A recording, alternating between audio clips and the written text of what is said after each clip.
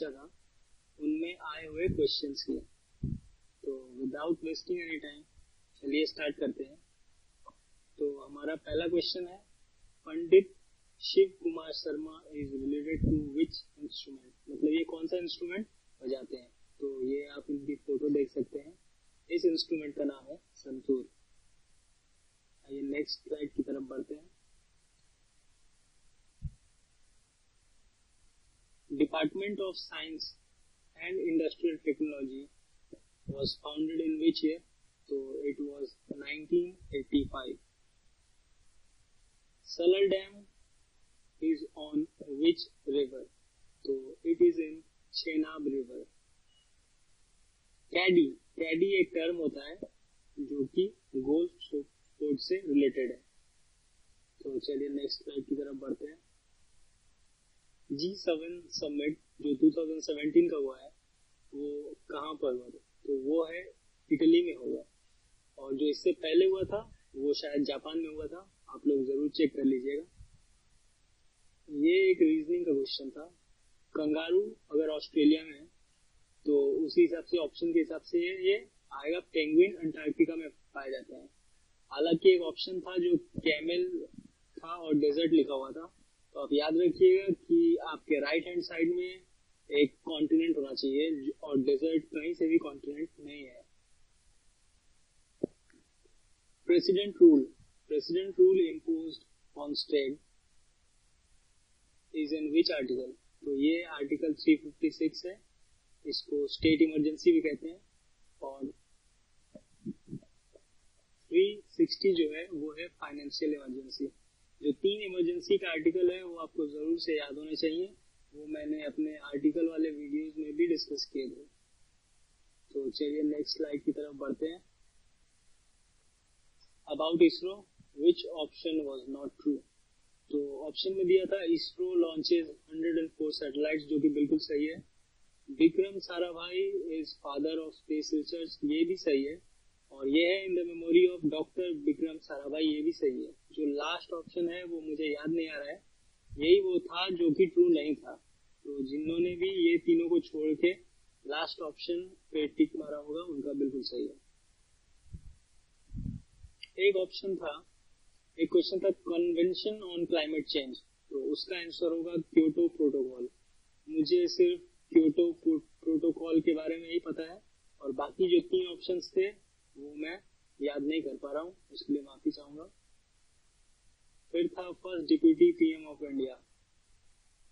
First deputy PM of India है सरदार वल्लभ भाई पटेल और last deputy PM of India है एलके आडवाणी। ये भी आप चाहे तो याद रख सकते हैं। फिर है इंग्लिश से एक क्वेश्चन था, इडियम था, hear from the horse's mouth. मतलब इसका मतलब होता है to hear from the higher authority. मैं आपको एग्जांपल दे देता हूँ। मान लीजिए कि कोलकाता में, वेस्ट बंगाल में जो सीएम है हमारी ममता बनर्जी, ऐसी खबर फैल जाती है कि वो अब अपनी रेजिग्नेशन दे रही हैं। तो ये आप डायरेक्ट अगर उन्हीं से पूछ लीजिएगा तो आपको वही क्लियरली बता देंगे, अगर हाँ तो हाँ और ना तो ना। तो इसी का मतलब होता है हियर फ्रॉम हॉर्सेस माउथ। आप डायरेक्टली किसी हायर अथॉरिटी से या डायरेक्ट उस पर्सन से पूछ रहे हैं, तो इसमें कोई भी डाउट की बात नहीं होनी चाहिए। फिर था full form of UPS, uninterruptible power source. In which year Gandhi ji started non cooperation movement. तो ये नॉन कॉपरेशन मूवमेंट था 1920 में।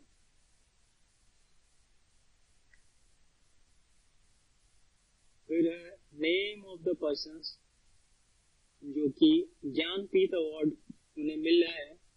वो एक्टर भी थे और डायरेक्टर भी थे।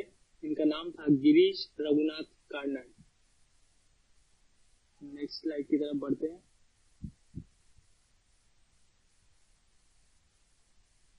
यह है थेसारस टूल। थेसारस टूल क्या होता है? तो ये होता है और सिनोनिम्स एंड एंटोनिम्स को चेक करने के लिए। फिर था फाइल फॉर्मेट, माफ कीजिएगा, फाइल फॉर्मेट पावर पॉइंट। तो ये GIF, JPEG जो कि इमेज फाइल होता है और MP3 भी इसमें ऐड कर सकते हैं। तो आंसर होगा ऑल ऑफ द अबव। अब था स्टडी। स्टडी मतलब शक्तिशाली, और इसका मीनिंग था जो कि ऑप्शन में था वो था रोबस्ट। अब है ओमनी पोटेंट। ओमनी, ये सब जो है ये रूट वर्ड्स हैं। ओमनी, ओमनी मतलब सब कुछ, तो जो, और पोटेंट मतलब कैपेबल। तो ऐसा कोई जो कुछ भी कर सकता है, जो कैपेबल ऑफ डूइंग एनीथिंग है, तो वो था एक पावरफुल ऑप्शन था, वही इसका आंसर होगा। अब आते हैं कॉम्प्रिहेंशन पर। ये मैं ज्यादा डिस्कस नहीं करूंगा, ये डंकी पर था और वॉशरमैन की कहानी थी। ये पंचतंत्र की कहानी है, अगर आप गूगल करेंगे तो आपको मिल जाएगा। वॉशरमैन, डंकी और फॉक्स की कहानी है। आप इसको एक बार देख लीजिएगा, और हो सकता है कि जो नेक्स्ट ईयर एग्जाम देंगे उनके लिए बेनिफिट होगा, क्योंकि मैंने देखा था कहीं ये 2012 में भी सेम आया था, और हर साल यही रिपीट होता है, क्योंकि वो लोग क्वेश्चन जो है वो स्टूडेंट्स को घर ले जाने नहीं देते, वो एक्सेप्ट कर लेते हैं वहीं पर। How you cannot close working window. जैसे मैं अभी इस विंडो पे काम कर रहा हूँ, तो मैं इसको कैसे क्लोज नहीं कर सकता हूँ। तो बहुत ही सिली सा क्वेश्चन था।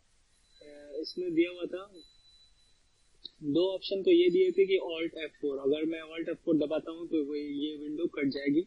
और लास्ट में था टाइटल बार में एक क्रॉस रेड बटन होता है, वो अगर मैं क्लिक करता हूँ तो वो भी ये कट जाएगा। लेकिन फाइल में जो होता है अंडर फाइल सब मेनू, अगर आप देखेंगे तो वहाँ एग्जिट लिखा रहता है, क्लोज नहीं लिखा रहता है।